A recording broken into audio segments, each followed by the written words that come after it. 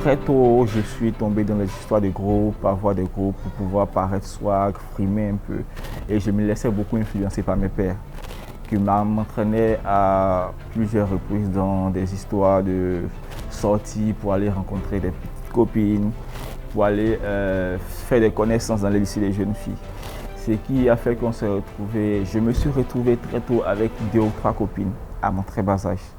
Mais j'ai eu la chance, lorsque j'étais au lycée, de pouvoir entrer dans un club santé.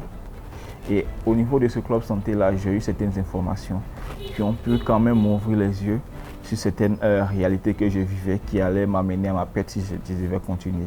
Parce qu'au départ, je n'avais pas l'information. Il faut que je le dise, il y a certains de mes amis avec qui j'étais, ils se sont retrouvés avec des grossesses non désirées. Donc certaines jeunes filles avec qui ils avaient des rapports sexuels se sont retrouvées très tôt enceintes et ils ne savaient pas quoi faire. D'autres se sont donnés à des avortements clandestins parce qu'ils n'avaient pas la possibilité au plan financier et au plan juridique de pouvoir avoir accès à un avortement médicalisé. Et il y a 2 de mes amis qui se sont retrouvés emprisonnés parce qu'ils ont obligé une jeune fille à avoir des rapports sexuels avec eux. Et aujourd'hui, avec les informations que j'ai pu avoir, je suis sorti du groupe et j'ai pu avoir une bonne éducation en griffe, si je peux le dire ainsi.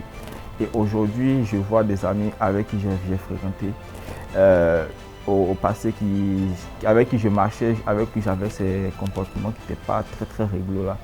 Et aujourd'hui, ils sont fiers de dire, bon, toi tu es devenu quelqu'un un jour, tu es devenu quelqu'un un jour.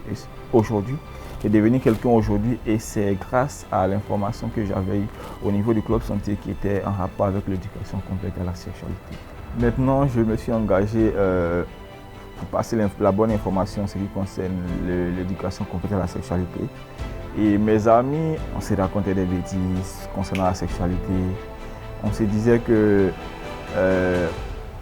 par exemple, lorsqu'on doit avoir les premiers rapports sexuels, on n'a pas forcément besoin d'utiliser les préservatifs parce qu'on ne peut pas contracter d'IST, la fille ne peut pas tomber enceinte. Et maintenant, je peux leur dire avec assurance que même au premier rapport sexuel, on peut tomber enceinte.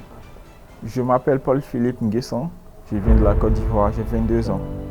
Avoir très tôt la bonne information sur la sexualité permet de prendre les bonnes décisions aujourd'hui et demain. Nous les jeunes, on veut savoir.